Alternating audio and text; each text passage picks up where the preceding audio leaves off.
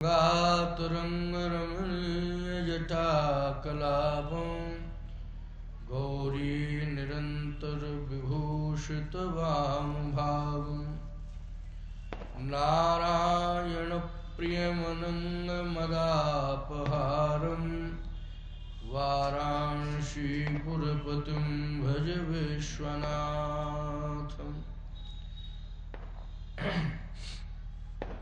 यत्र यत्र रघुनाथ कीर्तनं तत्र तत्र कृतमस्तकाञ्जलिं बाष्पवारि परिपूर्णलोचनं मारुतिं नमत राक्षसान्तकम्।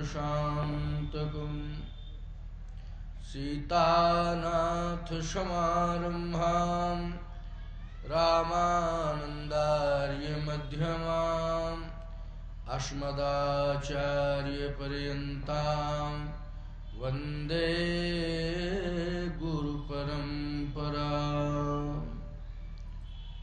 श्रीराम जय राम जय जय राम। श्रीराम जय राम जय जय राम।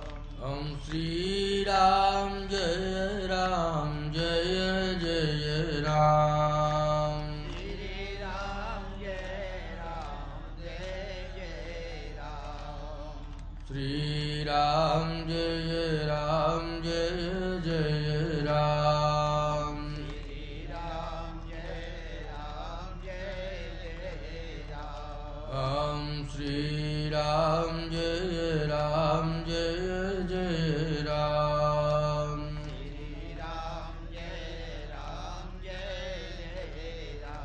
हम संकटमोचन कृपानिधान संकटमोचन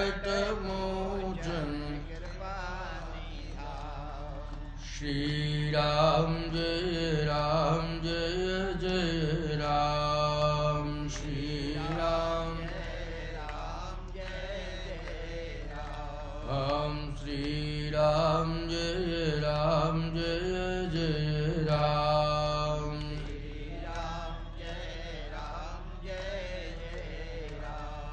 बोलिए सच्चिदानंद भगवान की, श्री सीतानाथ भगवान की, श्री कामदानाथ भगवान की, श्री अनंत बलवंत हनुमंतलाल जी महाराज की, श्री सद्गुरुदेव भगवान की, भक्त और भगवान की जय जय सीताराम।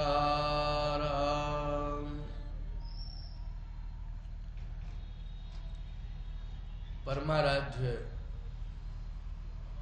प्रभु श्री सीतानाथ भगवान के पावन पादारविंद, श्री अनंत बलवंत हनुमंतलाल जी महाराज के दिव्य चरणारविंदों में अनंत कोटि प्रणिपात। इस दिव्य मानस मंच पर अपनी विशेष उपस्थिति से इस मंच को अपनी भावमयी भूमिका में गौरवान्वित किए सभी मानस मनीषी महान भाव, वयोवृद्ध ज्ञान वृद्ध मनीषी श्री पंडित चंद्रिका प्रसाद त्रिपाठी जी, चांदमारी हनुमान मंदिर के विशेष व्यवस्थापक श्री मंडलाचार्य लल्लन जी, मानस समाज सत्यनारायण सत्संग समिति के समस्त पदाधिकारीगण और अभी अभी जिन्होंने ये कोरोना सत्कम थोड़ा सा मैंने अवलोकन किया, इसका विस्तार से तो आश्रम में ही या अन्य कार्यक्रमों में देखेंगे, और थोड़ा सा निरीक्षण करने पर बहुत कुछ समझने का मन बना। मैं साधुवाद देता हूँ श्री त्रिपाठी जी को, डॉक्टर बलबहादुर त्रिपाठी जी को, कि उन्होंने बहुत अच्छा ये कोरोना सत्कम लिखा हुआ है। विद्वानों के लिए तो बहुत उपयोगी है। और थोड़ा सा ही पढ़ा लेकिन विस्तार के लिए पर्याप्त है। साथ ही नीति शास्त्री जी विराजमान हैं और हमारे सभी विराजमान हैं। आप सब प्रबुद्ध जन, शुद्ध जन, भगवत प्रेमी, श्रद्धालु जन, श्रद्धामयी माताएं, बहन, बेटियां, राष्ट्रीय यौवन के फूलते फलते नौनिहाल बालक बालिका, आज मंच का विश्राम है। हमारे मानस मनीषियों ने आपको अनेक भाव और बड़े ही दिव्यतम ढंग से आप तक पहुंचाए। प्रतिवर्ष ये कार्यक्रम होता है और वर्ष भर इस कार्यक्रम की चर्चा भी होती है। केवल झांसी के श्रोता ही या आसपास ग्रामीण अंचलों से आए हुए श्रोता ही चर्चा नहीं करते हैं। इस मंच से जो वक्ता जाते हैं, जहां जहां भी देश में जाते हैं, इस मंच की चर्चा वो अवश्य करते हैं। क्यों? ये मंच बहुत मर्यादित है। ये मंच शिष्टाचार से युक्त है। संस्कृत एवं संस्कृति से ओतप्रोत है।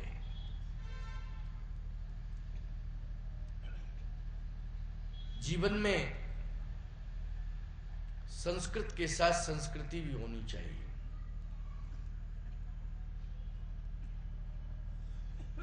ये रामचरितमानस ग्रंथ, इसका मंगलाचरण ही श्लोकों से हुआ। गोस्वामी तुलसीदास जी महाराज बहुत बड़े संस्कृतज्ञ थे। वाल्मीकि तुलसी भय, श्री वाल्मीकि जी महाराज ही तुलसी के रूप में अवतरित हुए। लेकिन प्यारे, जब वो देववाणी में ग्रंथ लिखने लगे तो रुक गए। हाथ ने काम नहीं किया, आंख बंद की और प्रार्थना करते हैं, सपने उस साचे मोह पर जो हरि गौर पशाओ। यदि भगवान शंकर की और मां भगवती पार्वती की कृपा होगी तभी ये संभव है। तो सीधी सी बात यह है कि जितने भी ग्रंथ हैं वो देववाणी में लिखे गए हैं, लेकिन रामचरितमानस तो महादेव वाणी में लिखा गया है। ये महादेव जी की साक्षात वाणी। सपने साचे मोह पर जो हरि गौर बसाओ। इसलिए इस ग्रंथ को कृति के रूप में नहीं, भगवान राम की आकृति के रूप में ही स्वीकार करते हैं। वस्तुतः कृति के रूप में केवल प्रकट है, लेकिन प्रभु की ही आकृति है। आप जानते हैं कि प्रेम का धरातल जब तैयार होगा तो उस धरातल पर श्री राम प्रकट होंगे। प्रेम के धरातल पर प्रकट होंगे। प्रेम उपासनात्मक होना चाहिए। अभी विधायक रवि शर्मा जी ने एक बात कही कि मेरी मां मुझे मंदिर ले जाती थी तो वहां रामचरितमानस ग्रंथ होता था तो जरूर कहती थी एक दोहा पढ़ो। अभी अभी कह के गए ना, उन्होंने अपने बचपन का अनुभव बताया कि एक दोहा जरूर पढ़ो, रामायण की चौपाई जरूर पढ़ो, रामायण को पढ़ो। इसका मतलब है कि रामचरितमानस ने सबको प्रेम का पाठ पढ़ाया है। भगवान राम को भी यदि मानस के सिद्धांतानुसार कुछ प्रिय है, यदि कोई प्रिय है, तो वो केवल प्रेम प्रिय है। राम ही केवल प्रेम प्यारा,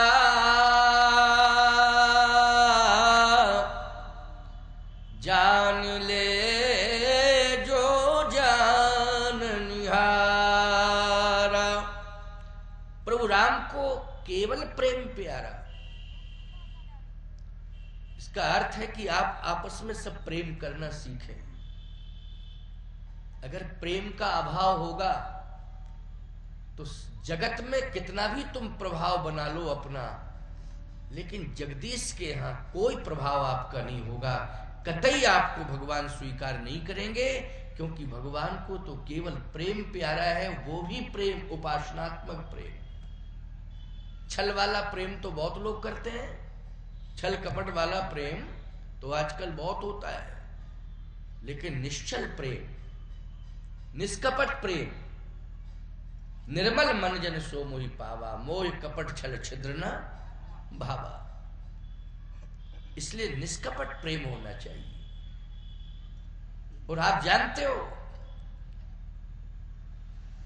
कि इस राम राज्य जिस धरातल पर स्थापित हुआ है, उस धरातल का निर्माण तो एक प्रेमी ने किया है। और वो प्रेमी कौन है? कहे राम राज्य का पहला नागरिक है केवट। क्यों भाई? और वो प्रेमी है ना? वो प्रेमी है, इतना प्रेमी है, इतना प्रेमी है कि भगवान राम ने निषाद राज्य को सखा तो बना लिया। वो राजा है, उसे सखा बनाया, लेकिन सत्य कहता हूं, अगर हृदय से अपनाया है तो मजदूर केवट को अपनाया है, क्योंकि प्रेम की प्राथमिकता थी उसके अंदर, हृदय से अपनाया उसे। और मैं सत्य कहता हूं, निषाद राज्य की बात छोड़िए, आप थोड़ी देर के लिए विचार करें तो अयोध्या का प्रधानमंत्री आदरकीन पिताशम लेखा है, आदरकीन पिताशम, पिता के समान सम्मान दिया भगवान राम ने सुमंत जी को। बहुत आदर करते हैं सुमंत जी का, लेकिन भगवान राम ने गंगा के तट से सुमंत जी को वापस कर दिया और कहा कि क्षमा करें मंत्रीवर, प्रधानमंत्री जी, मैं विवश हूं, मजबूर हूं, आपको आगे नहीं ले जा सकता हूं। सुमंत जी गिड़गिड़ाए, रोए, पता नहीं क्या क्या कहने लगे, लेकिन भगवान ने कहा कि आप कुछ भी कहें, परंतु मैं विवश हूं, आप आगे मेरे साथ नहीं जा सकते। उनको वापस लौटना पड़ा। बरबस राम, इसका अर्थ है बरबस मानी जबरदस्ती। वो जाना नहीं चाहते थे, भगवान ने जबरदस्ती भेज दिया, जाइए जाइए। सुमंत जाना नहीं चाहता है, भगवान बरबस भेज रहे हैं, और प्रेमी केवट आना नहीं चाहता है, उसको बरबस बुला रहे हैं कि मेरे पास आओ, मेरे पास आओ, है मेरे पास आओ। इसका मतलब यह है कि प्रभाव से परमात्मा अपने पास किसी को नहीं बुलाता है। परमात्मा यदि बुलाता है तो प्रेम के स्वभाव से, प्रेम के प्रभाव से बुलाता है। कोई पद का प्रभाव लिए बैठा रहे, यह आवश्यक नहीं है कि भगवान को वो प्राप्त कर ले, लेकिन यदि उसका अंतःकरण निर्मल है, पवित्र है, निश्चलता है, निष्कपटता उसके जीवन में है, तो भगवान बरबस उसको बुलाते हैं अपने पास। इसलिए उस प्रेमी केवट को भगवान ने अपने पास बुलाया। उसका मनोभाव देखें, इस पर विचार करें। भगवान ने कहा कि केवट जी, आप मुझे पार कर दीजिए। उसने कहा देखो, पार तो करूंगा, लेकिन कुछ चाहिए मुझे, कुछ चाहिए। तो इसका अर्थ ये निकलता है कि पार करने वाला भाई मजदूरी करता है, वो पार कर रहा है, इधर से उधर ले जाता है, नाव में बिठाल के इस तट से उस तट पर, उस तट से इस तट पर, यही तो कार्य उसका है। तो लेने देने का मैटर होगा, पैसा रुपया मांग रहा होगा, यही चाहता होगा, बदले में कुछ चाहता हो। भगवान ने कहा कि क्या चाहते हो, बोलो। लक्ष्मण जी ने कहा बात बिल्कुल समझ में आ गई है। ये समझ रहा है कि इनके पास देने के लिए कुछ है नहीं, इनके पास देने के लिए इस समय कुछ है नहीं, और पहले ही शर्त करवा ली जाए कि मुझे चाहिए, तो भगवान ने कहा जो मांगोगे सो मिलेगा, क्या चाहिए? तो केवट ने कहा कि मुझे चाहिए चरणोदक। क्या चाहिए? चरणोदक चाहिए। देखो कितनी उत्कृष्ट सोच है। विचारवान श्रोताओं विचार करना, ऐसे ही प्रेमी राम राज्य स्थापित कराने में अपनी अहम भूमिका का निर्वाह करते हैं। ऐसे ही प्रेमी, उसने कहा मुझे चरणोदक चाहिए। जो प्रभु पार अवश्य गा चहु, तो मोहि पद पदम पखारन कहू। आप केवल मुझे चरणोदक दे दीजिए, अनुमति मिल जाए तो मैं चरण धो लूं और आपका चरणोदक पान कर लूं, चरणोदक प्राप्त कर लूं। भगवान ने कहा कि चरणोदक तुम्हें चाहिए, तो जो चरणोदक लेता है और जिसका चरणोदक लेता है वो उससे थोड़ी, वो स्वयं थोड़ी कहता है कि मेरा चरणोदक लो। जो प्रभु पार अवसगा चहु, मोहि पद पदम पखारन कहू। कहू मानी आप स्वयं कहिए। भगवान ने कहा वो कहता नहीं है, इसमें तो सहज भाव होना चाहिए कि भाई चरणोदक चाहिए तो पात्र लेकर के आ जाओ, जल लेके आ जाओ, चरणोदक ले लो, क्या दिक्कत है? अगर चरणोदक जिसका ले रहे हो वो चरणोदक देने वाला मना करे तब अलग बात है, तो ऐसी तो कोई बात नहीं है। केवट का नहीं, बात है क्या? आपको कहना चाहिए स्वयं। भगवान ने कहा नहीं, ये परंपरा नहीं है, ये नियम नहीं है। केवट ने कहा सुनिए प्रभु, आप जब अहिल्या जी को रज दिए थे तो आप अपने आप नहीं दिए थे, विश्वामित्र जी महाराज ने कहा तो आप अहिल्या को रज दिए। किसके कहने से दिए? विश्वामित्र जी महाराज के कहने से। चरण कमल गौतम नारी शाप बस, उपल देह धर धीर, चरण कमल रज चाहेती कृपा करो रघुवीर। जब विश्वामित्र जी महाराज ने कहा तो आपने रज दे दी। तो भगवान ने कहा कि तुम कहना क्या चाहते हो? इसका मतलब है कि जब तक कोई कहे नहीं तब तक आप कुछ भी नहीं देते। विश्वामित्र जी ने कहा तो आपने रज दे दी। अब यहां मेरे पास मेरा पक्ष लेने वाला तो कोई है ही नहीं, मैं स्वयं हूं, इसलिए मैं स्वयं निवेदन कर रहा हूं आपसे कि आप कहिए और मुझे चरणोदक दीजिए। भगवान ने कहा देखो भाई ऐसा है कि विलंब करने की जरूरत नहीं, चरणोदक चाहिए तो फिर ले लो, बेज्ञान जल पाए पखार, अच्छा जल्दी करो ले लो चरणोदक। केवट ने भगवान का जब चरणोदक लिया और चरणोदक पान किया तो प्यारे उसने अपना सब कुछ भगवान को दे दिया, सब कुछ दे दिया। जबकि भगवान ने पार करने के बदले में ऐसी वेश कीमती मुद्रिका दी कि लो इसे, ये बहुत कीमती है।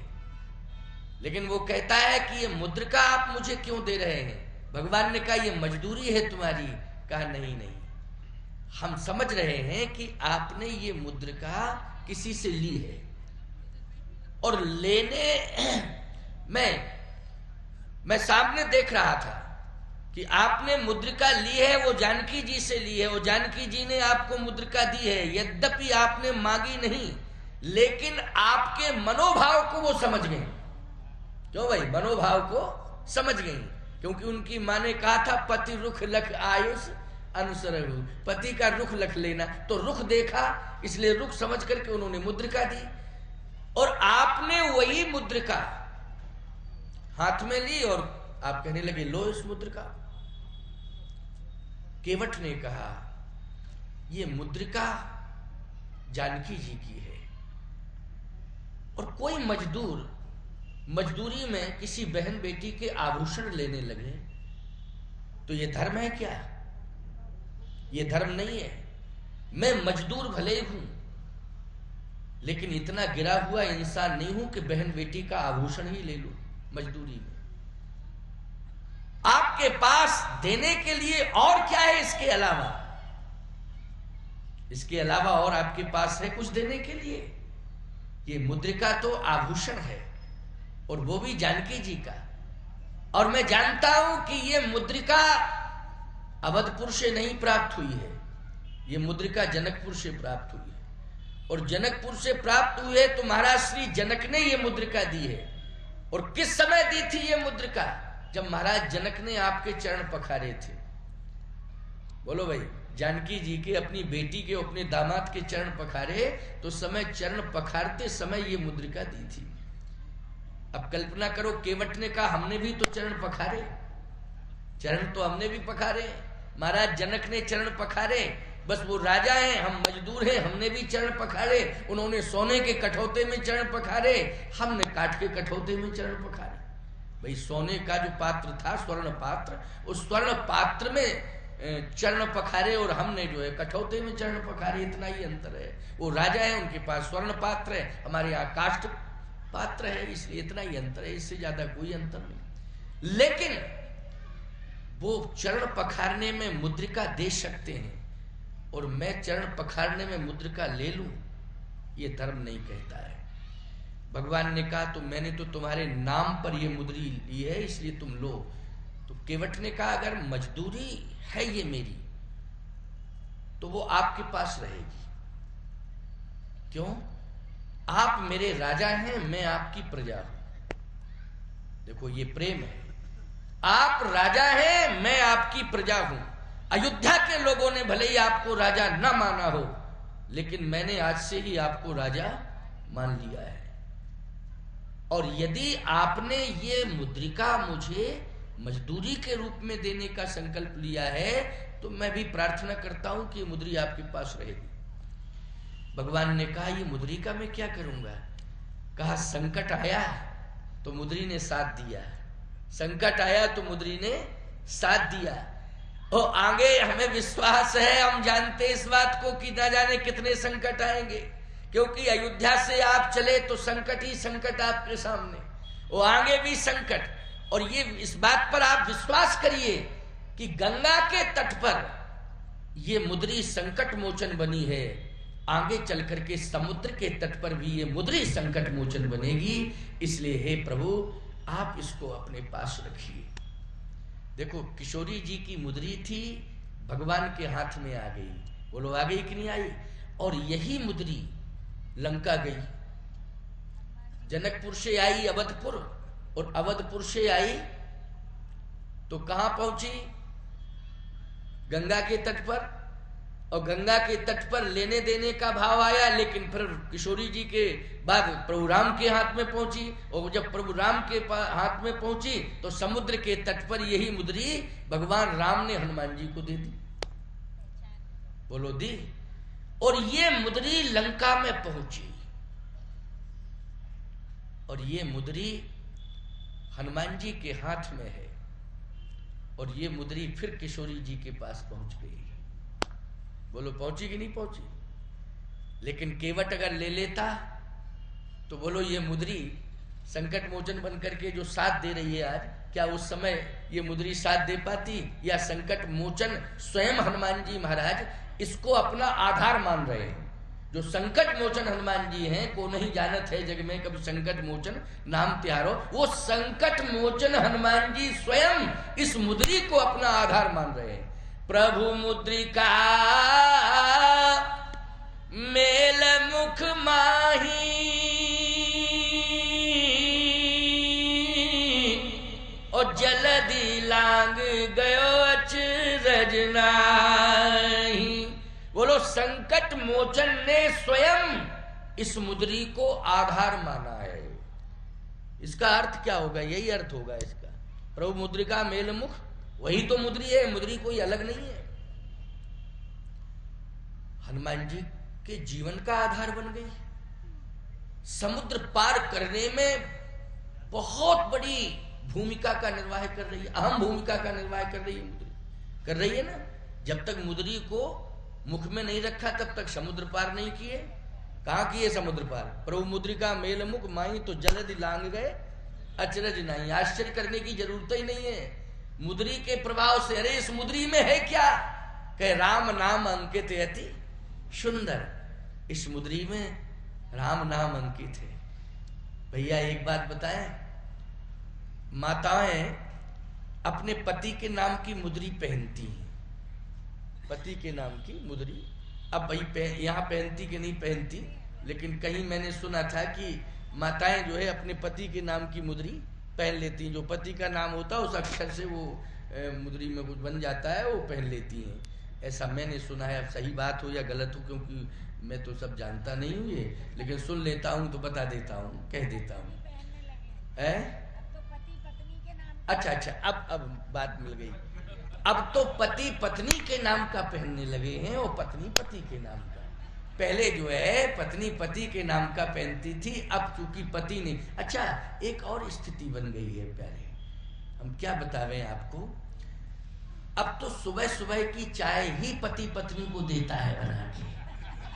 सुबह सुबह की चाय ये है, हाँ, प्रेम की चाय, प्रेम की चाय। चलिए प्रेम की चाय है कि अब किसकी चाय है, अब क्या कहा जाए। लेकिन ये स्थिति, खैर झांसी में ये कंडीशन नहीं है। ये बात तो मैं अब कहाँ की कह दूं भैया, ये अमेरिका की बात है, ठीक है ना। ये झांसी की और भारत की नहीं, ये अमेरिका की बात है। लेकिन प्यारे इस बात पर विचार करना, त्रेता में श्री किशोरी जी को जो मुद्री मिली है उसमें राम नाम अंकित अति सुंदर। समझ गए हो कि नहीं? राम नाम अंकित अति सुंदर, श्री राम जी का नाम है। लेकिन आज वो मुद्री हनुमान जी को मिल गई, तो हनुमान जी के लिए वो मुद्री आधार बन गई। प्रभु मुद्रिका मेल मुखमाई जलधि लांग गए अचरज नहीं। एक और कंडीशन प्यारे, श्री किशोरी जी महाप्रयाण करने की तैयारी में है। बड़ी अच्छी बात बता रहा हूं, प्रसंग को सुनना। ये सूत्रात्मक ढंग से विवेचन दे रहा हूं, विवेचना कर रहा हूं सूत्रात्मक ढंग से। ये सूत्र है ना। जैसे मैंने गंगा के तट से प्रसंग को लिया, समुद्र के तट पर आया। इसको हवाई सर्वे भी कहते हैं। क्या कहते हैं? हवाई सर्वे। और समुद्र के तट से अब मैं समुद्र पार करके लंका में पहुंच गया हूं प्रसंग के माध्यम से। किशोरी जी महाप्रयाण की तैयारी में कि अब मैं जीवित नहीं रहूंगी। इसका प्रमाण क्या है? प्रमाण है इसका, सुनिए विनय मम बिटप शोका ओ सतनाम कर हरू मम शोका। हे अशोक, तुम अशोक हो, मेरे शोक का अंत करो। यदि तुम अशोक होने के बाद मेरे शोक का अंत नहीं कर पा रहे हो तो देखियत प्रगट गगन अंगारा अवनी नयावत एक तारा। अरे तारागण, तुम अग्नि का अंगार बनकर के मेरे ऊपर गिर पड़ो तो मैं जल के भस्म हो जाऊं। त्रिजटा से कह रही हैं कि अग्नि उपलब्ध करा दो। क्यों? क्या कह रही हैं? अग्नि उपलब्ध कराओ। अग्नि क्यों मांग रही हैं? बोलो जल्दी। शरीर को जलाने के लिए ही तो अग्नि। निशना अनल मन सुन सुकुमारी, उसने कहा रात्रि को अग्नि नहीं मिलती है। अस्कै सो निज भवन सिधारी। सीधी सी बात यह है कि इतनी दुखी हो गई है कि अब वो अपनी अंतिम लीला करना चाहती है कि अब मैं जीवित नहीं रहूंगी। हनुमान जी ने कहा ये चर्चा तो मेरे सामने हो रही है। हनुमान जी हैं संकट मोचन, बोलो है कि नहीं? अब हनुमान जी संकट मोचन हैं, बैठे हैं, सुन रहे हैं। और जानकी माता इस बात को बार बार कह रही है या तो अग्नि दे दो, या तारा तुम अग्नि बनकर के मेरे ऊपर गिर पड़ो, मैं अब जीवित नहीं रहना चाहती। हनुमान जी ने कहा कि मैं करूं तो क्या करूं, माता जी के प्राण कैसे बचाऊं। उस मुद्री को देखा, जो मुद्री साथ में लाए, उसी मुद्री को देखा। बोलो उस समय किसको देखा? केवल मुद्री को देखा और किसी को नहीं। जैसे ही मुद्री को देखा तो कपि कर हृदय विचार,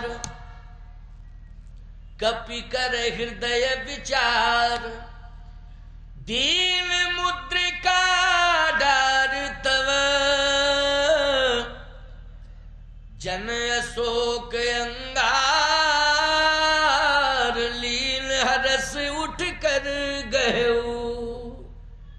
इसका मतलब है कि जैसे ही मुद्री श्री किशोरी जी के सामने आती है, गिरती है, वो दिखाई दी किशोरी जी को, तो लीन हरस उठ कर गए, विषाद दूर हो गया, हर्ष आ गया। तो बोलो मुद्री संकट मोचन बन गई कि नहीं बन गई? विषाद गया, और विषाद के ये शब्द थे कि देखिए प्रगट गगन अंगारा, अवनि न आवत एको तारा। विषाद चला गया, हर्ष आ गया।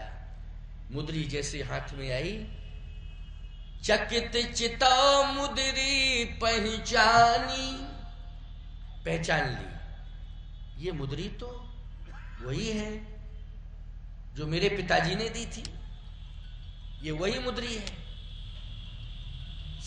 जब किसी नारी के सामने संकट हो और संकट के समय वो जिंदगी और मौत की लड़ाई लड़ने लग जाए, और वो उस समय ये सोचने लग जाए कि अब मुझे जीवित नहीं रहना है, याद रखना उस समय अगर मायके की कोई वस्तु उसको मिल जाए तो उसको अपना आधार मान लेती है। क्यों मान लेती है कि नहीं मान लेती? जीवन का क्या मान लेती है? आधार मान लेती है। अच्छा बोलो, ऐसी कंडीशन में श्री जानकी जी को मायके की मुद्री मिल गई? मिल गई। माताएं भी इस बात को स्वीकार कर रही हैं, क्योंकि सिर हिला के कह रही हैं बन गई। मायके की वस्तु से इनको बहुत प्रेम होता है। जैसे ससुराल में 10, 20, 25, 50 तोला सोने के आभूषण बनवा दिए जाए तो ये कहती हैं कि ये ससुराल के आभूषण है। मायके की तोला, 2 तोला, 4 तोला की कोई भी वस्तु हो, और कभी कोई बात आवे पति के सामने और पति कहे देखो पैसा नहीं है लेकिन वो रखा हुआ है तो उसको दे दो, तो कहेंगी कि लो ले जाओ, तुम्हारा ही तो है, ले जाओ। लेकिन ये नहीं दूंगी, ये हमारे बाप का है, मायके का है, इसको नहीं दूंगी, ये हमारे पास, ये तुम्हारा है, ले जाओ, ले जाओ, कोई दिक्कत नहीं, तुम्हारा ही तो है, ले जाओ। इसका मतलब है कि मायके की वस्तु से बहुत प्रेम है। मैं एक बात कहता हूं, प्रेम वस्तु से नहीं करना चाहिए। वस्तु तो आती जाती रहेगी, वस्तु से क्या प्रेम करना? प्रेम वस्तु से नहीं किया जाता है। माता और सुहागवती नारी को तो प्रेम अपने पति के चरणों से किया जाता है। पति के चरणों से ज्यादा महत्वपूर्ण उसके जीवन में कुछ होता ही नहीं है। पति के ऊपर अगर संकट आ जाए तो क्या ससुराल की चीज, क्या मायके की चीज, संकट दूर होना चाहिए, उसमें हमें सहभागी बनना चाहिए। श्री जानकी जी ने ससुराल और मायके को महत्व नहीं दिया। अगर ससुराल और मायके को महत्व दिया होता तो कबहू पितुग्रह कबहू ससुरारी, और रहो जहां रुचि होए तुम्हारी। स्पष्ट रूप से कहा गया था जहां तुम्हारी रुचि हो वहां रहो। लेकिन जानकी जी ने कहा ना मुझे ससुराल में रहना है और ना मुझे मायके में रहना है, मुझे तो वहां रहना है जहां मेरे पति को रहना है, मुझे भी वहीं रहना है। कीर्तन प्राण की केवल प्राणा, विधि कर्तव्य कछु जाए ना जाना। तो सीधी सी बात यह है कि पति परायणा नारी को तो पति को महत्व देना चाहिए। तो इस मुद्री को क्या महत्व दिया उन्होंने? हर्ष विषाद हृदय अकुलान। हर्ष आया पर विषाद भी आ गया कि ये लंका में मुद्री कैसे आ सकती है। इस मुद्री को तो लंका में होना ही नहीं चाहिए। अगर ये मुद्री लंका में आई है तो जीत को सके अजय रघुराई।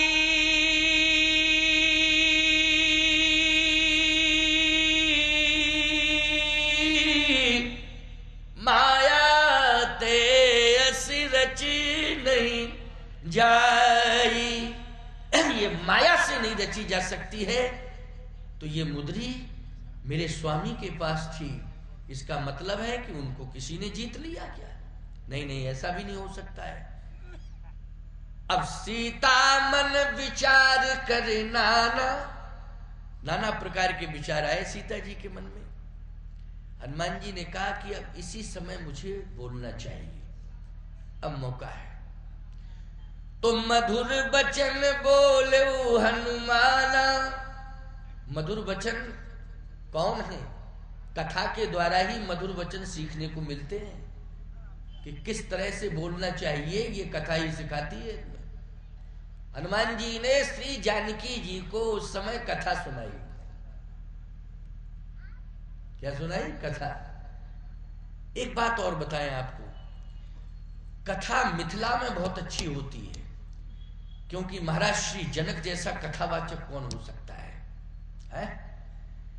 अच्छा एक बात बताएं, ये जनक जी हैं ज्ञान रवि, ज्ञान के सूर्य, है कि नहीं? लेकिन अयोध्या में भी कथा बहुत अच्छी होती है। बोले अयोध्या में कथा कौन कहता है?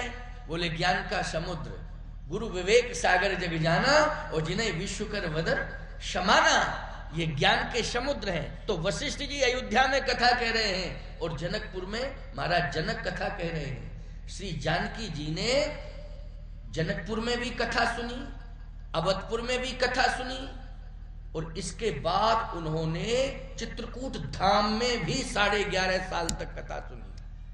तहां बैठ मुनिगण सहित नित सिय राम सुजान, और सुनहि कथा इतिहास सब आगम निगम पुराण। लेकिन जो कथा का प्रभाव और जितना आनंद श्री जानकी जी को लंका में मिला, उतना न जनकपुर में मिला और न अवधपुर में न चित्रकूट में। जितना आनंद कथा सुनकर के लंका में प्राप्त हुआ। देखो ये बात ऐसा मत मानना कि महाराज जी मैं प्रमाण दे रहा हूं आपको, मैं अप्रमाणित बात नहीं कहता।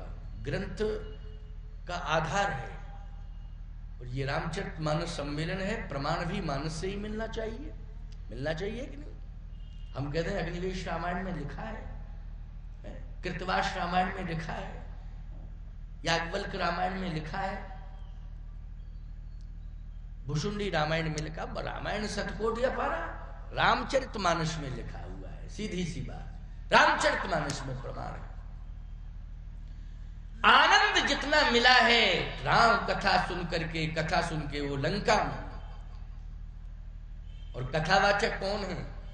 ये हनुमान जी, संकट मोचन श्री हनुमान जी महाराज कथावाचक हैं। इनसे बड़ा कथावाचक दुनिया में कोई दूसरा नहीं है। ये सबसे बड़े कथावाचक है। हनुमान जी ने कहा कि माता जी को कैसे प्रभावित किया जाए। अभी तो मुद्री को देख करके हर्ष आ गया था, लेकिन अब मुद्री को देख के विषाद भी आ गया है। हर्ष विषाद हृदय अकुलानी। तो इसका मतलब है कि मुद्री ने हर्ष भी दिया है और मुद्री ने विषाद भी दिया है। अब कैसे माता जानकी को संतुष्ट किया जाए, अब आधार के रूप में क्या दिया जाए? तो याद रखना, आधार दो ही हैं जीवन के, राम का नाम और राम की कथा। राम का नाम और राम की कथा, ये दो श्रेष्ठ आधार हैं। ये मुद्री देखने में लग रही है तो ये राम का नाम, राम नाम अंकित यति सुंदर, राम नाम। लेकिन अब विषाद उत्पन्न हो गया, तो अब इस विषाद को दूर कैसे किया जाए?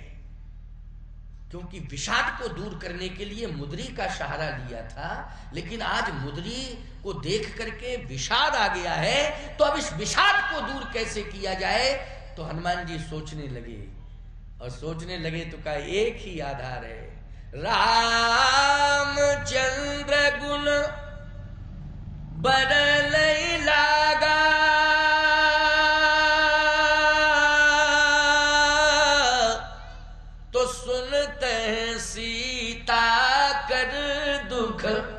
भागा। जैसे ही भगवान राम की कथा सुनाई हनुमान जी ने, तो सुनते ही सीता कर दुख भागा, दुख भागा। लागी सुने श्रवण मन लाई।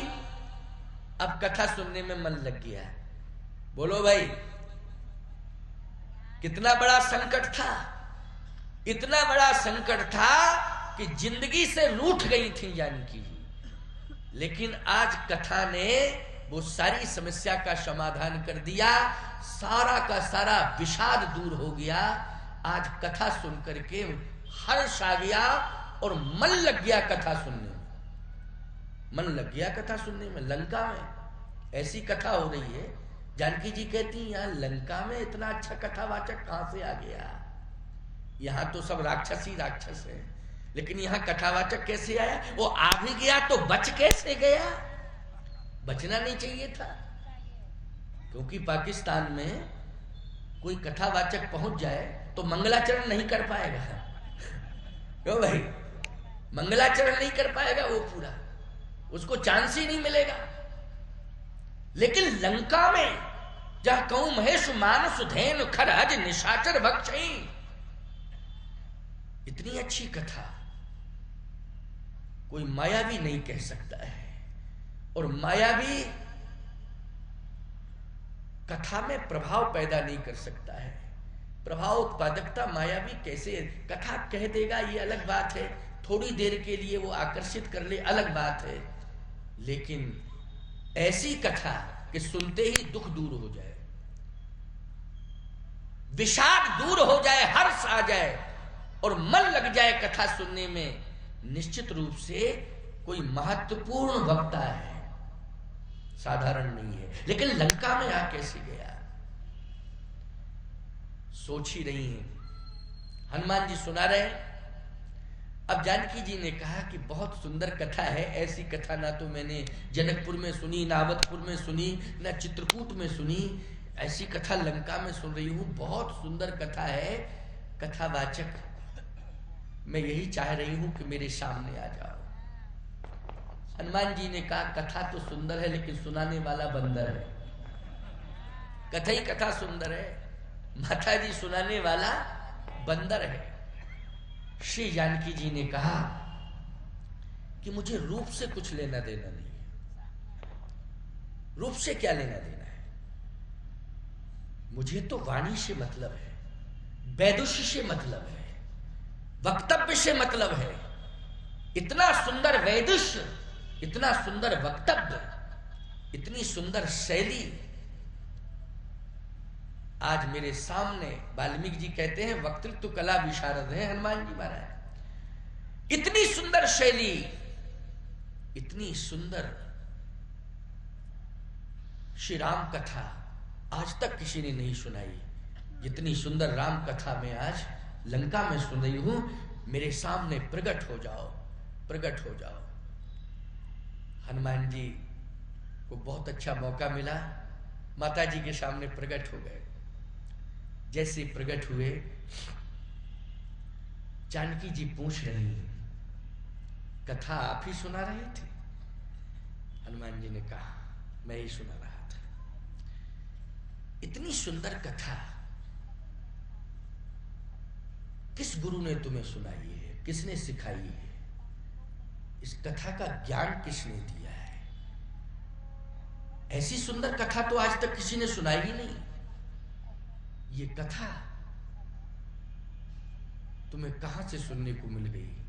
किस गुरु ने ज्ञान दिया है? तो आपको मालूम होना चाहिए श्री रामचरितमानस यदि किसी के हृदय में हृदयस्थ है तो भगवान शंकर है। कौन है? भगवान शंकर है। रच महेश निज मानस राखा। भगवान शिव के हृदय में मानस है।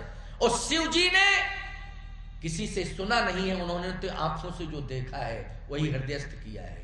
बोलो किया है कि नहीं? और भगवान शिव ही 11वें रुद्र में हनुमान बन के आए हैं। तो मैं सत्य कह रहा हूं, ज्ञान तो उन्होंने सूर्य भगवान से ले लिया, लेकिन कथा तो पहले से ही उनके हृदय में थी। बोलो थी कि नहीं थी? ज्ञान भले ही उन्होंने सूर्य भगवान से लिया है, लेकिन कथा तो पहले से ही उनके हृदय में थी। उन्होंने तो जो देखा है वही हृदयस्थ किया है। हनुमान जी ने कहा, माता जी कथा का जो ज्ञान मुझे मिला है, जिसकी ये कथा है, उसी के चरणों में बैठ करके मैंने अध्ययन किया है। अध्ययन का मतलब है कि जो मैंने देखा है, सीधी सी बात, वही मेरे हृदय में आ गया, वही कथा बन गई। जानकी जी ने कहा कि जिसकी कथा सुना रहे हो उसको तुमने केवल देखा ही है कि उससे तुमने संबंध भी जोड़ा है? संबंध भी जोड़ा है। तो हनुमान जी कहते हैं कि मैंने संबंध जोड़ा है। क्या संबंध जोड़ा है? मैंने उन्हीं को अपना गुरु बनाया है। मैंने उन्हीं को अपना गुरु बनाया है। अच्छा देखो, एक बात आपको बताएं, गुरु से ही ज्ञान मिलता है। हनुमान जी के गुरु कौन है? शिक्षा गुरु तो सूर्य भगवान है, लेकिन दीक्षा गुरु भगवान राम स्वयं है। स्वयं राम जी हैं दीक्षा गुरु। शिक्षा गुरु कौन है? सूर्य भगवान। शिक्षा गुरु अलग होता है, दीक्षा गुरु अलग होता है। दीक्षा गुरु है। जानकी जी ने कहा, दीक्षा तुमने उन्हीं से ली है? हाँ माता जी। अच्छा, तो मंत्र क्या मिला तुमको? मंत्र के रूप में यही कथा है। मंत्र महामणि विषय ब्याल के, मैटत कठिन कुअंक भालू के। बोलो, ये मंत्र नहीं महामंत्र है, ये महामंत्र है। कह नहीं, फिर भी मंत्र में भी एक विशेष मंत्र होता है, वो तो कुछ मिला होगा, उसको सुनाओ। तो हनुमान जी महाराज को मंत्र भी मिला है। ऐसा एक दोहा है, पूरे रामचरितमानस में एक ही दोहा है, वो दोहा ही मंत्र है। क्योंकि चौपाई, छंद, सोरठा सब मंत्र नहीं, महामंत्र नहीं है। उसमें दोहा जो है वो मंत्र है, और वही महामंत्र है प्यारे। भगवान राम ने स्वयं दिया है हनुमान जी को। क्या है वो दोहा? सो अलल यस जाके मति लटरे हनुमंत, मैं सेवक सचराचर रूप स्वामी भगवंत। ये मंत्र जिसको भी देखो मेरा दर्शन करो। जड़ चेतन जग जीव जत सकल राम मैं जान, बंदहु सबके पद कमल सदा जोर जुग पान। यही मंत्र है। और वास्तव में सच्चा हनुमान जी का भक्त वही है, सच्चा राम भक्त वही है कि जो जगत में जिसे भी देखे उसमें जगदीश का दर्शन कर ले। किसका दर्शन कर ले? जगदीश का दर्शन कर ले। जो श्रेष्ठ संत हुए हैं उन्होंने जगत को देखा तो उसी में जगदीश का दर्शन कर लिया। चाहे तुकाराम जी हो, रामदेव जी हो, चाहे एकनाथ जी हो, चाहे संत तुलसीदास जी क्यों ना हो, जगत में ही उन्होंने किसका दर्शन किया? जगदीश का। ये तुलसीदास जी तो लिख रहे हैं, जड़ चेतन जग जीव जत सकल राम में जान। जानकी जी प्रभावित हो गई, कहने लगी ये मंत्र मिला है। हाँ, मैं भी आशीर्वाद के रूप में तुम्हें मंत्र दे रही हूं। देखो भाई, जिसका पवित्र दृष्टिकोण होगा उससे राम जी भी मिलेंगे, किशोरी जी भी मिलेंगी, राम जी की भी कृपा मिलेगी, किशोरी जी की भी कृपा मिलेगी, सीता राम जी की कृपा मिलेगी। किसको? जिसका पवित्र दृष्टिकोण होगा, सकारात्मक सोच जिसकी होगी।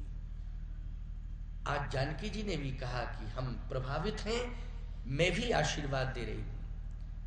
आशीर्वाद में क्या दिया? अजर अमर गुण निधि सुत हो, करहीं बहुत रघुनायक छोहु। अजर हो, अमर हो, ये मेरा आशीर्वाद है।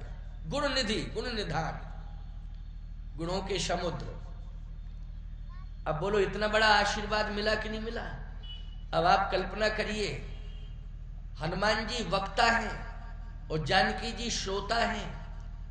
कथा हनुमान जी कह रहे हैं, जानकी जी सुन रही हैं, और फलश्रुति के रूप में कथावाचक को दक्षिणा क्या मिली, जल्दी बोलो?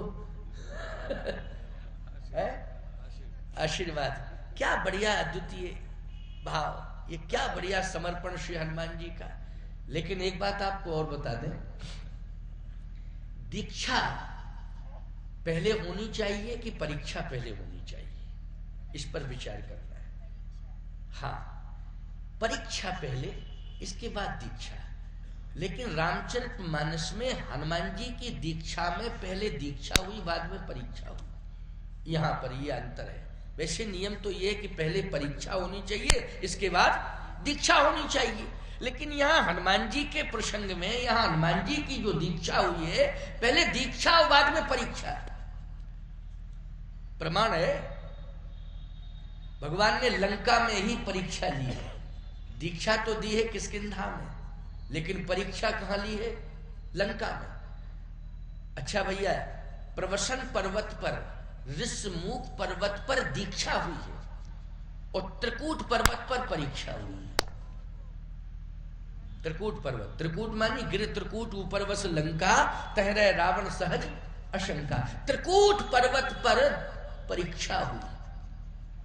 सत्य कहता हूं आपसे, हनुमान जी ही एक ऐसे देवता हैं कि साहब परीक्षा में उत्तीर्ण हो गए, क्योंकि जो मंत्र मिला था अक्षरशः उस मंत्र को हनुमान जी ने सिद्ध कर दिया, उसी मंत्र को जो मिला था। अब आप देख लीजिए, एक दोहा, अब दोहे से दोहे का मिलान करिए आप। एक दोहा रामचरितमानस में ऋषमुख पर्वत पर दीक्षा वाला दोहा है, और त्रिकूट पर्वत पर परीक्षा वाला दोहा है। दोनों ही दोहों का मिलान कर लीजिएगा, यही फलश्रुति है, परिणति। वैसे तो लोग कहते हैं, वक्ताओं की परंपरा में राम राज्य पर चर्चा, राम राज्य पर तो हर साल ही चर्चा होती है और होती ही रहेगी।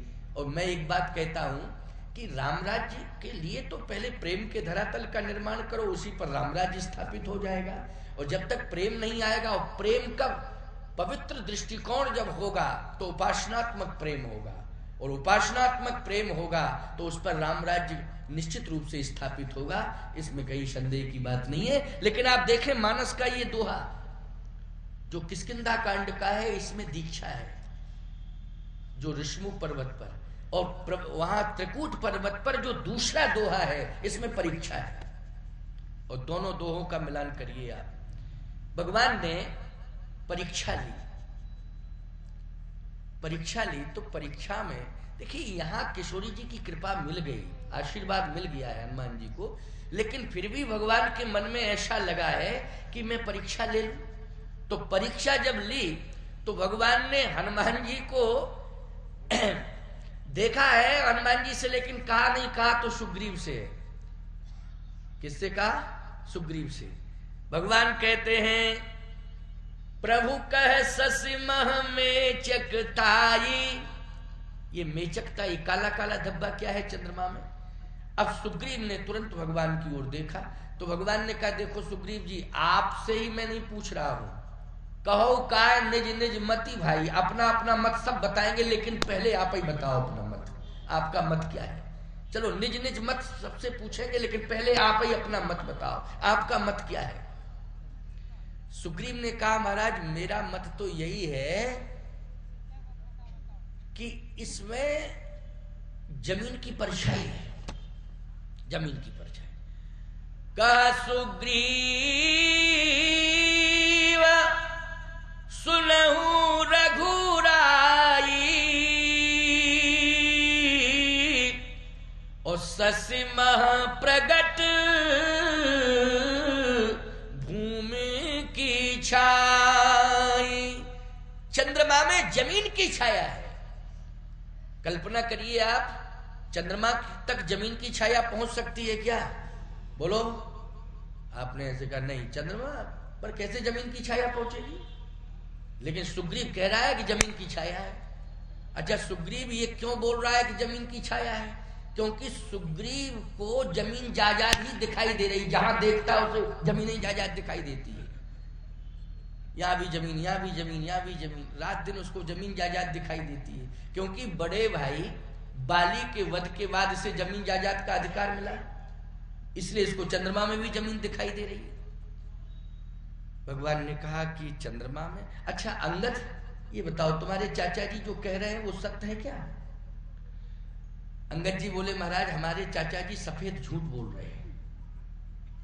अच्छा चंद्रमा में जमीन की परछाई नहीं है? अंगद जी ने कहा बिल्कुल नहीं है। फिर है क्या? अंगद जी ने कहा महाराज सही बताऊं? हाँ सही बताओ, सही बताओ। अंगद जी ने कहा महाराज मैंने ऐसा सुना है। क्या सुना है? कहे चाचा जी का दृष्टिकोण है कि ससीमा प्रगट भूमि की छाई, लेकिन अंगद जी कहते हैं मैं तो यही कहूंगा को कहे जब विधि रति मुख कीन्हा, को कहे जब विधि रति मुख कीन्हा, तो सार भाग शशि कर हर लीना। मैंने ऐसा सुना है प्रभु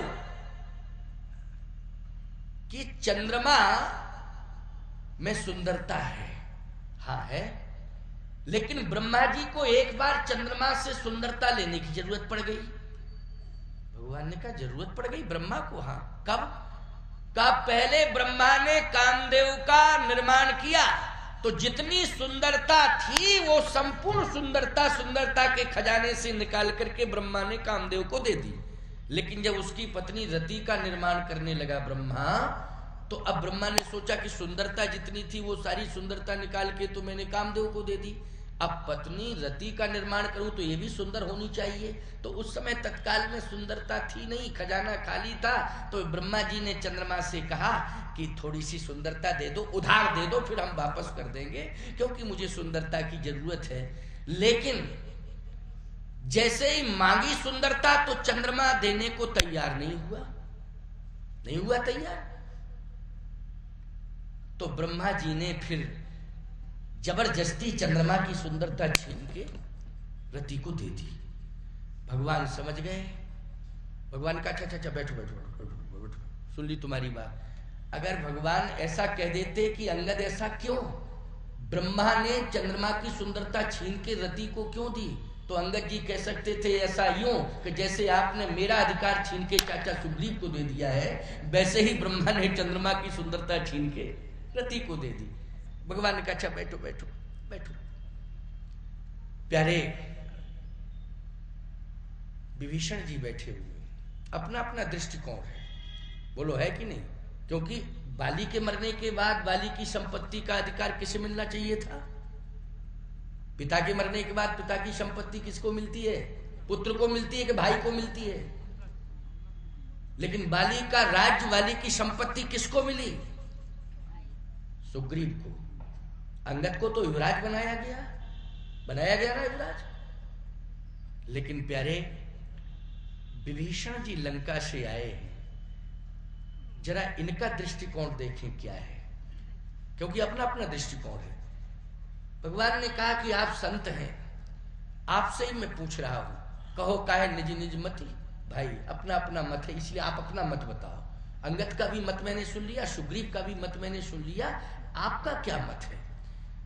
तो विभीषण जी बोले मैं सुन करके हंस रहा था कि अपना अपना राग अलाप रहे हैं। सुग्रीव जी कह रहे हैं कि जमीन की परछाई है, और ये अंगद कह रहा है कि सुंदरता छीनी गई, उसकी श्यामता है। मेरी समझ में तो नहीं आ रहा था, तुम्हारी समझ में क्या आ रहा है? विभीषण जी ने कहा एक ही बात समझ में आ रही है।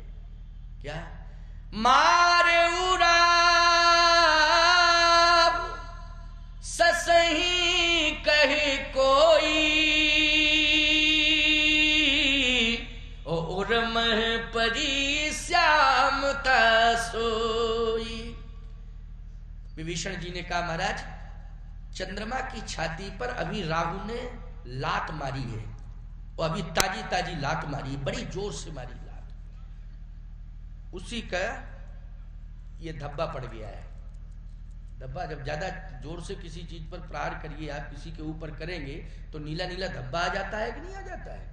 थक्का, उसको थक्का ही कह लो, कुछ कह लो, लेकिन वो धब्बा आ जाता है नीला नीला। तो बड़ी जोर से लात मारी है महाराज राहु ने चंद्रमा के ऊपर, और उसी का ये धब्बा आ गया है नीला नीला। विभीषण जी ने लात की बात क्यों कही, ये बताओ, क्यों? विचारणीय बात है कि नहीं? इनको लातें क्यों दिखाई दे रही है? सुग्रीव को जमीन जायदाद दिखाई दे रही है, और इसको अंगद को जो है अधिकार छिना हुआ दिखाई दे रहा है, और विभीषण को क्या दिखाई दे रही है? लात। क्योंकि ये लंका से अभी अभी ताजी लात खाए हुए चले आ रहे हैं रावण की, इसलिए उनको चंद्रमा में जो है लात दिखाई दे रही है। ये रामायण की चौपाई है भाई, मैं अपनी तरफ से थोड़ी कह रहा हूं। तुलसीदास जी ने लिखा है, भगवान शंकर ने लिखाया है, ये मेरा अपना कोई विचार नहीं है। तो रामायण का प्रसंग है दीक्षा और परीक्षा, प्रसंग इस पर है ना, दीक्षा और परीक्षा। मतलब ज्ञान किससे मिला है? बोले जिसने दीक्षा दी है। बोले दीक्षा किसने दी है? प्रभु राम ने दी है। तो प्रमाण क्या है? मंत्र कौन सा दिया? सो अनन्य से जाके है, मति न टरे हनुमंत मैं सेवक सचराचर रूप स्वामी भगवंत। आइए ये परीक्षा। तो सो अनन्य अस जाके मति न टरे हनुमंत मैं सेवक सचराचर रूप स्वामी भगवंत। भगवान ने कहा अच्छा ठीक ठीक, आप भी बैठो। जामवंत जी ने कहा महाराज एक निवेदन है आपसे, आप सबसे पूछ रहे हैं लेकिन आप स्वयं क्यों नहीं बता रहे? अगर बात समझ में नहीं आ रही है तो आप ही कृपा करके बता दें आप कि ये है क्या। भगवान ने कहा कि मेरा अपना मत है। क्या मत है? प्रभु कही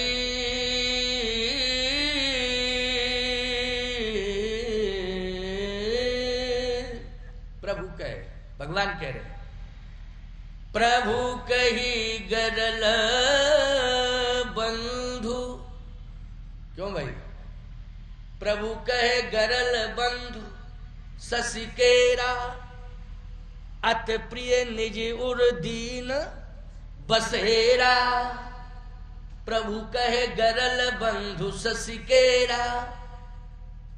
भगवान ने कहा कि चंद्रमा का भाई है विष। समुद्र से चंद्रमा भी निकला और समुद्र से विष भी निकला। और एक बात आपको बताएं, समुद्र ही से लक्ष्मी जी भी निकली और समुद्र से ही शराब निकली। ये सब समुद्र ही से निकले हैं। शराब कहां से निकली है? समुद्र से निकली। लक्ष्मी जी कहां से निकली? समुद्र से। विष कहां से निकला? समुद्र से। चंद्रमा कहां से निकला? समुद्र से। सब समुद्र से। भगवान ने कहा कि विष भाई है चंद्रमा का, प्यार करता है चंद्रमा अपने भाई से, और जब अपने भाई से प्यार करता है तो उसने हृदय में स्थान दे दिया चंद्रमा ने विष को। और विष में होती है श्यामता। विष में क्या होती है? श्यामता। और उसी का ये धब्बा दिखाई दे रहा है। जामवंत जी बोले आप कहो कुछ भी, हमारी समझ में तो नहीं आ रही ये बात। हमारी समझ में ये बात नहीं आ रही है। किसी ने जामवंत जी से कहा आपकी समझ में क्यों नहीं आ रही? बोले इस समय ये विरही हैं, और विरही आदमी को सूर्य ठंडा और चंद्रमा गर्म लगता है। क्यों भाई? विरही आदमी को सूर्य ठंडा और चंद्रमा गर्म लगता है। जामवंत जी बोले हमारी समझ में ये बात नहीं आ रही, इस समय ये विरही हैं इसलिए इस बात को कह रहे हैं, लेकिन ये बात समझ में नहीं आ रही है। समझ में कब आएगी? समझाएगा कौन? इसका तात्विक अर्थ क्या है? इसमें सत्यता क्या है? प्यारे, हनुमान जी को उत्तीर्ण होना है। क्या होना है? उत्तीर्ण। क्योंकि परीक्षा ली जा रही है। दीक्षा तो हो चुकी है। नियम यह है कि पहले परीक्षा होनी चाहिए, इसके बाद दीक्षा होनी चाहिए। लेकिन नहीं प्यारे, दीक्षा तो पहले लेकर के गए, ज्ञान लेकर के गए, और वही ज्ञान के माध्यम से श्री किशोरी जी का दुख दूर किया श्री हनुमान जी ने लंका में। लेकिन प्यारे, परीक्षा का वो क्षण लंका में आ गया कि आज हनुमान जी महाराज से ये पूछा जा रहा है कि हनुमान तुम ही बताओ ये चंद्रमा में श्यामता कैसी है? चंद्रमा में श्यामता कैसी है? सावधान। हनुमान जी कहते हैं कि सरकार मैं देख रहा हूं। तो क्या दिखाई दे रहा है?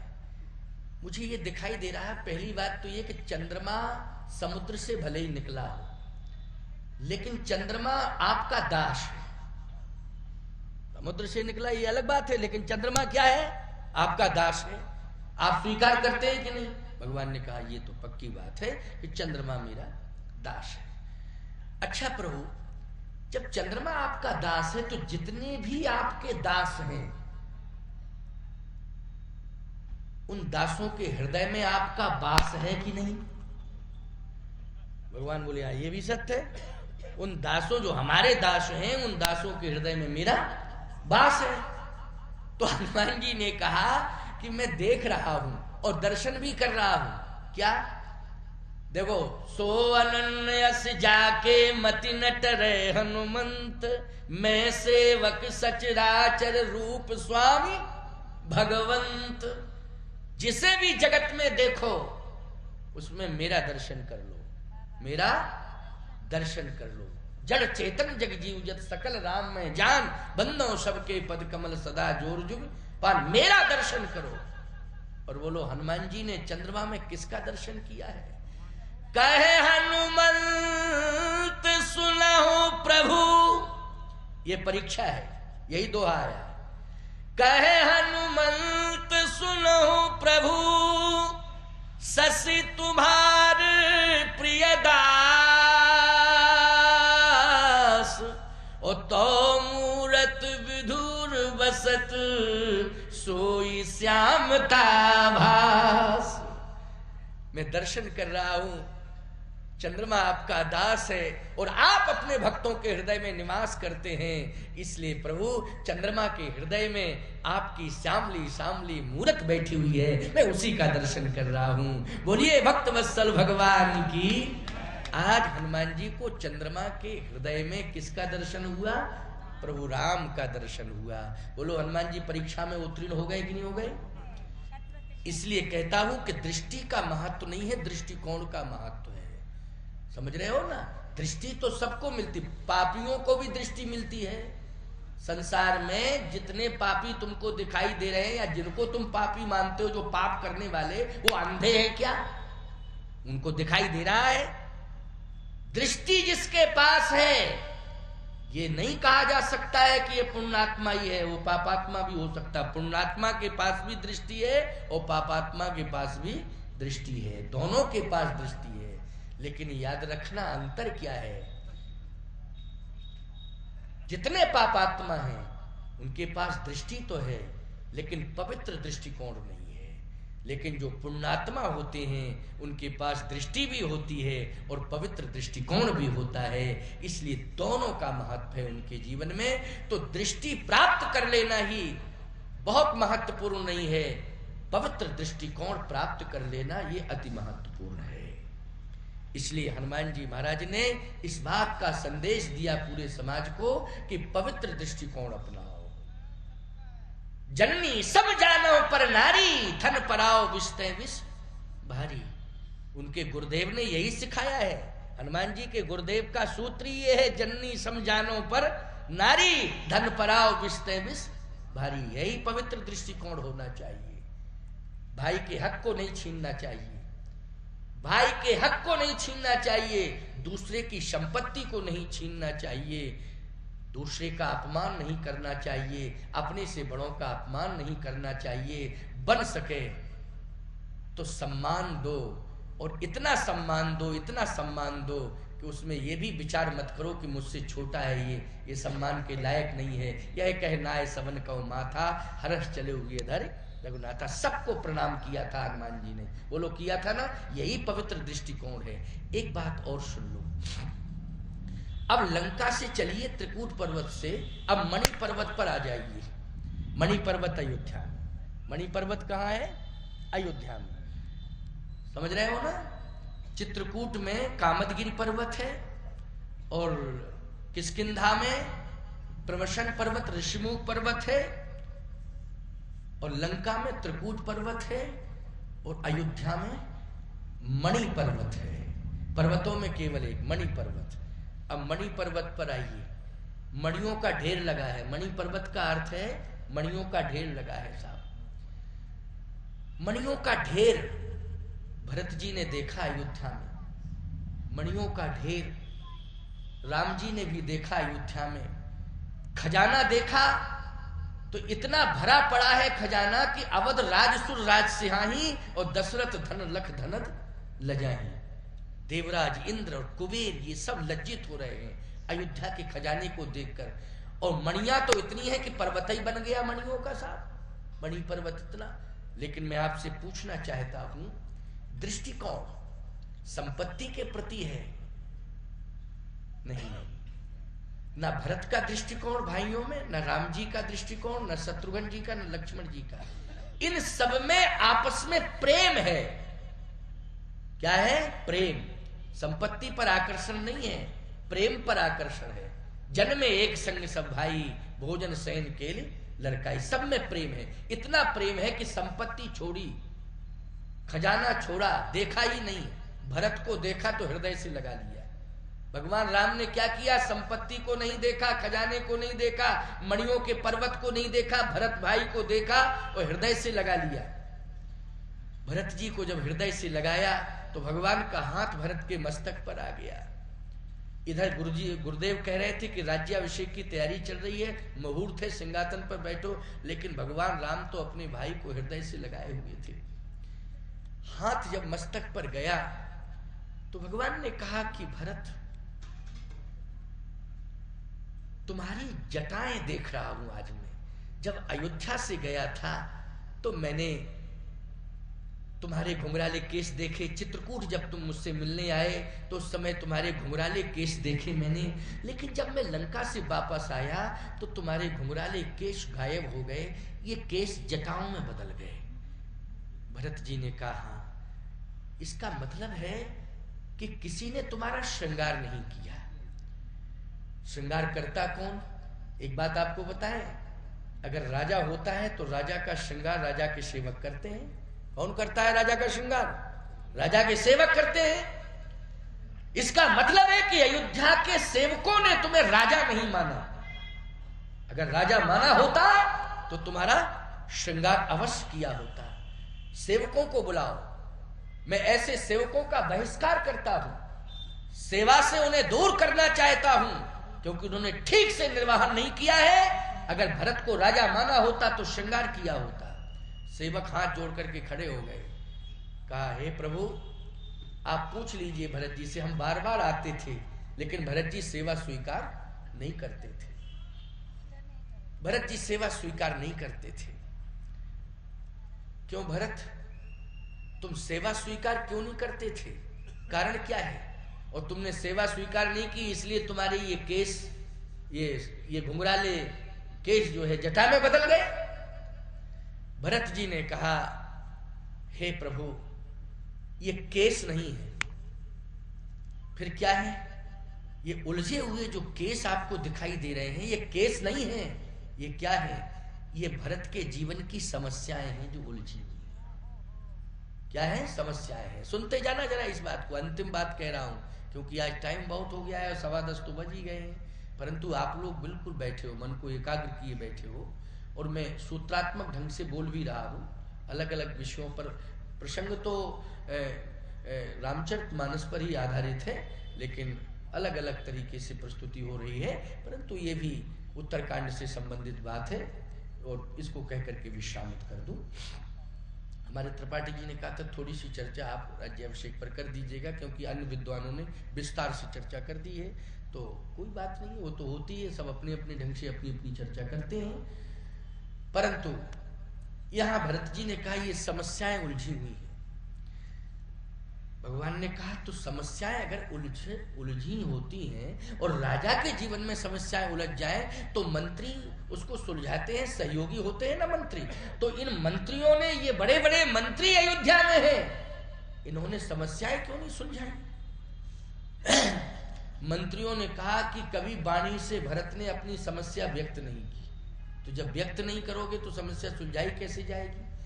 तो भगवान ने कहा कि तुमने व्यक्त क्यों नहीं की भरत समस्या? भरत जी ने कहा, प्रभु, इस समस्या को मंत्री भी नहीं सुलझा सकते थे। इस समस्या को मंत्री भी नहीं सुलझा सकते थे। अच्छा, तो इस समस्या को कौन सुलझा सकता है? कहे आप। कैसे? कहा भाई और भाई, भाइयों के बीच में अगर भाई भाई आपस में कोई समस्या रखते हैं या भाइयों के बीच में कोई समस्या पनपती है, तो उस भाइयों की समस्या को समाज तक नहीं पहुंचना चाहिए, उस समस्या को अदालत तक भी नहीं पहुंचना चाहिए, उस समस्या को रिश्तेदारों तक भी नहीं पहुंचना चाहिए। बस भाई की अगर कोई समस्या है तो उस भाई की समस्या को अगर कोई निपटा सकता है, यदि भाई की समस्या का कोई समाधान कर सकता है, तो अदालत भी नहीं कर सकती है, रिश्ते भी नहीं कर सकते हैं, मंत्री भी नहीं कर सकते हैं, शासन भी समाधान नहीं कर सकता है। भाई की समस्या का समाधान केवल भाई कर सकता है और दूसरा कोई नहीं कर सकता है। इसलिए आप मेरे भाई हैं और मैं छोटा भाई हूं, आप मेरे बड़े भाई हैं। आज छोटे भाई की समस्या है, उसका समाधान कर दीजिए। तो समस्या क्या है? कहे समस्या यही है कि भरत सिंहासन पर बैठा हुआ देखना चाहता है आपको अपनी आंखों से सिंहासन पर बैठा हुआ देखना चाहता है, और आप सिंहासन पर बैठे और जैसे ही आप बैठेंगे वैसे ही भरत की समस्या का समाधान हो जाएगा। बस मेरी ये प्रार्थना है कि आप विलंब ना करें, तत्काल आप सिंहासन पर बैठे। बस यही समस्या थी, क्योंकि भरत जी महाराज यही तो कह रहे थे कि आवे बहुर राम रजधानी, आवे बहुर राम रजधानी। समस्या यही है और समाधान तब मिलेगा जब आप सिंहासन पर बैठ जाएंगे। भगवान ने कहा भरत गुरुदेव की आज्ञा हो तब ना। तो गुरुदेव को तो मौका ही मिल गया। सब दुज देव हरस अनुशासन, बैठ ही रामचंद्र सिंहासन।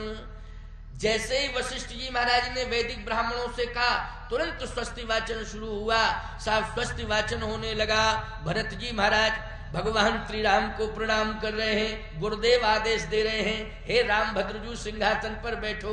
गुरु की आज्ञा मिली और भाई का प्रेम और अनुरोध, भरत का अनुरोध और गुरु का आदेश, भरत का अनुरोध और गुरुदेव का आदेश। जैसे ही भगवान राम ने गुरुदेव का आदेश सुना, बस भगवान सिंहासन की ओर चल दिए। और प्यारे सिंहासन, जैसे ही भगवान सिंहासन के समीप पहुंचे तो सिंहासन तो इंतजार कर रहा था कि प्रभु आए और मुझे स्वीकार करें। वो तो 14 साल पहले ही स्वीकार कर चुका था, लेकिन सिंहासन ने भी कहा, हे प्रभु आपका स्वागत है, आप विराजित हों।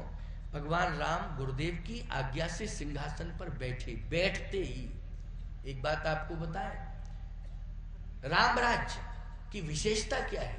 राम राज्य की यही विशेषता है कि 3 ताप होते हैं, दैहिक, दैविक और भौतिक। और राम राज्य में जैसे ही राम राज्य आता है तैसे ही त्रैताप दूर हो जाते हैं। पूरा समाज, केवल एक समाज ही नहीं, तीनों लोकों में यादियां व्याधियां ये सब दूर हो जाती हैं। समाज को ही मुक्ति नहीं मिलती है, त्रिभुवन को मुक्ति मिल जाती है व्याधियों से। बोलो किसको? त्रिभुवन को मुक्ति मिल जाती है। इसलिए गोस्वामी जी कहते हैं, राम राज बैठे त्रैलोका, हर्षित भयउ गयउ सब शोका। दैहिक, दैविक, भौतिक तापा, और राम राज का हुई नहीं व्यापा। लेकिन करना क्या पड़ेगा? सब नर करही परस्पर प्रीति। बात वही आ गई कि नहीं? सब नर करही परस्पर प्रीति, चलहि स्वधर्म निरत श्रुति नीति। आपस में प्रेम करो, विरोध समाप्त कर दो। इस विरोध से कुछ नहीं मिलेगा, हानि के अलावा कुछ नहीं मिल सकता है। इसलिए आपस में प्रेम करो। जब प्रेम के धरातल का निर्माण होगा, अवश्य ही उस पर राम राज्य स्थापित हो जाएगा, इसमें विलंब नहीं होगा। आज की कथा का यही सार था। ठीक 10:21 हो गए। सबसे ज्यादा समय आज का रहा है, क्योंकि औपचारिकताओं में थोड़ा समय चला गया। मैं पुनः आपको हृदय से आशीर्वाद साधुवाद देता हूँ। सभी स्वस्थ रहें, सभी मस्त रहें, अच्छे कार्यों में सब व्यस्त रहें, भगवान की कृपा सब पर बनी रहे। भगवान से बार बार यही प्रार्थना है। बोलिए श्री कामदगिरि भगवान की, श्री हनुमान जी महाराज की। 2 मिनट बैठे रहें। अभी अभी बैठे रहो, आरती होगी, आरती बाद प्रसाद। प्रसाद तो लेके जाना ही पड़ेगा भैया, कितना सुंदर प्रसाद बनता है, प्रसाद वितरण होता है, इसलिए बैठ जाओ। 2 नहीं 5 मिनट बैठ जाओ, 2 ही मिनट क्यों बैठोगे, खूब बैठ जाओ आराम से, क्या दिक्कत की बात है। अच्छा एक बात बताओ, जल्दी घर चले जाओगे तो क्या मिल जाएगा तुम्हें, क्या मिल जाएगा है? और यहाँ बैठे रहोगे तो क्या बिगड़ जाएगा, इसलिए बैठो बैठो, 2-5 मिनट की बात है। आज तो विश्राम हो रहा है ना, उपस्थिति आपकी बहुत अच्छी है, तो मैं सभी को आशीर्वाद देता हूँ। श्री राम जय राम, जय जय राम, श्री राम जय राम, जय जय राम, श्री राम जय राम, जय जय राम।